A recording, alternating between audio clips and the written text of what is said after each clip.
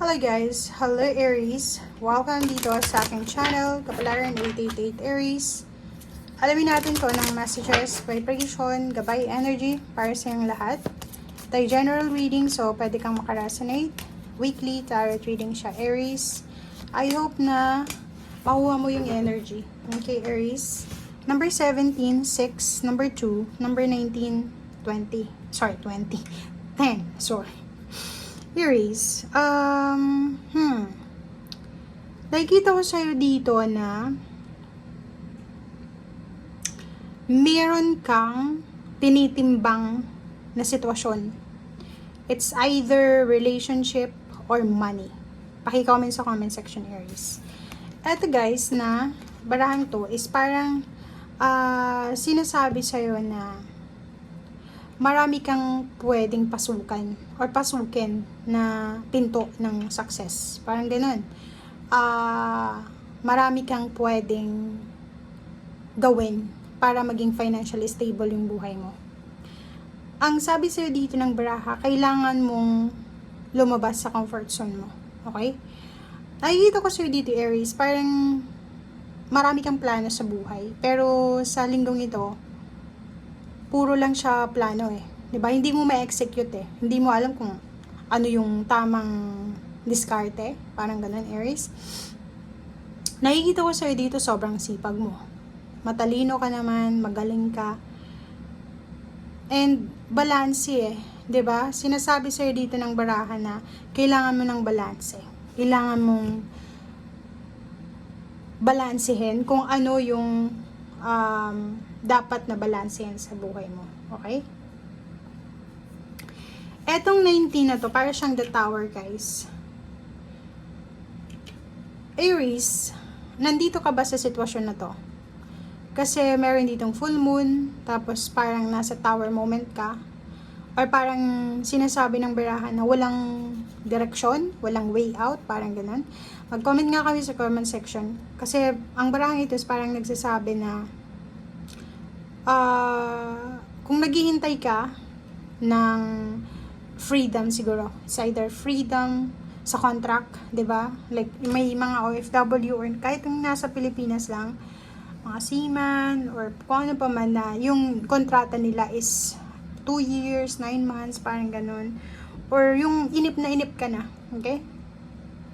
Kung nasan ka man sa ngayon, ang pakiramdam mo dito, gusto mo nang lumabas, 'di ba? Kung nasa kontrata ka, inip na inip ka eh, 'di ba? So, sa linggong ito, sinasabi na make sure na maiwasan mo yung overthinking kasi pwede kang ma-stress, ma-depress, or maging malungkot. So, eto yung gawin mo. Ibahin mo yung mindset mo. Hanapin mo kung saan ka pwede maging masaya. Hanapin mo yung solusyon. Okay? Balita, chismis. Nakikita natin dito, Aries, na posibleng marami kang chismis na makakalap or maraming kwento. Ang dami-daming kwento dito na posibleng darating sa'yo. Or pwedeng busy ka sa linggong ito para sa pakikipag-deal regarding money or relationship. Pero ito, nakikita ko, may iba sa inyo dito na pwedeng makaresonate dito. Na yung, ang tagal mo ng nasa comfort zone, gusto mo nang makalabas sa comfort zone mo. Or pwedeng gusto mo nang maayos kung ano man tong stagnation. Distraction ba yan? Kasi tower eh. Diba? Spirit guide, reconciliation, and empowerment. Aries, ang nakikita ko siya dito, kailangan mong tanggapin ang katotohanan, diba? So, if ever may mga revelation sa linggong ito, truth, katotohanan, or any kinds ng revelation, sinasabi na tanggapin mo. May mga relationship din, mga commitments na pwedeng magkasundo-sundo sa linggong ito. And ano man yung gagawin mo, ano man ang plano mo, isipin mo na you are guided, spiritually guided ka. And isipin mo na you are protected ng iyong spiritual helpers and guides and angels. Empowerment, yun yung kailangan mo sa ngayon. Instead na maging negative ka, mag-isip ka, like yung ang baba ng sweldo, toxic na relationship, parang ganun. So, sinasabi ng bara sa'yo dito na kailangan mong palakasin yung loob mo. Okay? May kaaway ka ba? May kaaway ka or pwedeng may mga misunderstanding ka. Much better na lakasan mo yung loob mo para humingi ka ng tawad if nagkasala ka. And if ever naman ikaw yung na-offend, be courageous na magpatawad. Yun yung sinasabi, sir, dito ng spirit guide mo.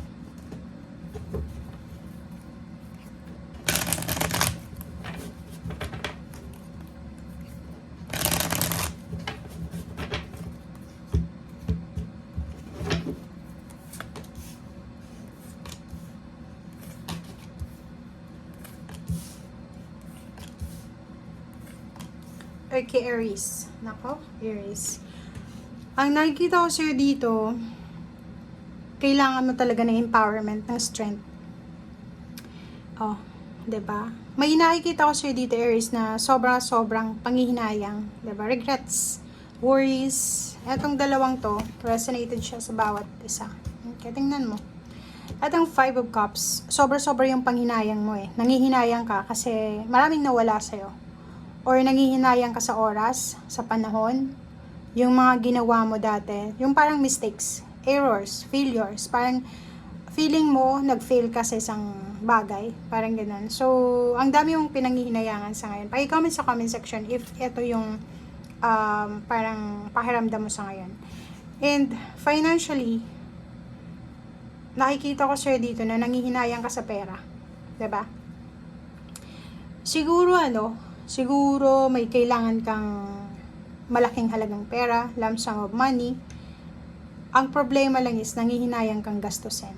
So, ano ba to? Paki-comment nga sa comment section. May utang ka ba? Nahihirapan ka na magbayad ng utang kasi nanghihinayang ka eh. Malaking halagang pera. So, sinasabi ng bara, lakasan mo yung loob mo. Okay? Yung iba naman sa inyo financially, pwedeng may iba sa inyo na naghahanap ng pera, lump sum of money. So, this week siguro, medyo malulungkot ka. Medyo malulungkot ka kasi pwedeng ang dami mo ng utang, nasa stagnation ka, gusto mo na makabayad, pero ang kailangan mo talaga this week is money, lump sum of money. Okay? I-comment mo sa comment section if ikaw to, na kailangan mong magbayad or kailangan mo ng malaking halagang pera. 7 of Swords and 9 of Cups. Nako. Nakikita ko sir dito guys na kailangan mong wag masyadong magtitiwala. Okay? Wag kang masyadong magtitiwala sa siguro dalawang lalaki to. Okay? It's either lalaki man or ikaw or babae. Sinasabi ng bara na isang medyo parang emotionally mature na individual or hindi natin pwedeng ginagalang siya, mag-iingat ka sa kanya. Okay? At ang 9 of Cups naman, sinasabi ng baraha na yung tao na nanloko sa'yo emotionally or financially or kung sino man itong nanloko sa'yo ay posibleng magkakaroon ng revelation. Okay? May revelation dito eh. And etong lump sum of money nito, pwedeng siya yung dahilan kung bakit ka medyo hindi ka masaya sa linggong ito. Parang kailangan mong mag-produce ng siguro 10,000, 100,000, basta 10 siya. Marami siyang 10. Maraming 1,000. Okay? I-comment mo nga sa comment section if naandyan ka. Okay? May iba naman sa inyo dito, sobrang workaholic. Diba? Sobrang workaholic kayo kasi kailangan yung makaipon ng pera. Kailangan yung, siguro may mga kailangan bayaran sa bahay, marami kayong utang. Yun nga, yung nakikita ko dito, utang, settlement, or pwedeng gusto mong makalabas sa isang sitwasyon na wala kang ibang gagawin kundi magbayad ng pera, or pwedeng isettle ito. Okay? So, comment down sa comment section, guys. Okay? And if pinanghihinaan ka sa linggong ito, isipin mo kung sino at ano yung tao, pwedeng sitwasyon na pwedeng magbigay sa'yo ng strength. Kasi, nakikita ko sir dito, Aries, parang medyo mawawalan ka ng pag-asa. Parang feeling mo, pasan mo yung mundo. Pero, ang nakikita ko ditong sobrang concern mo is money. Kailangan mo ng malaking halagang pera. Comment down guys. Okay? Thank you.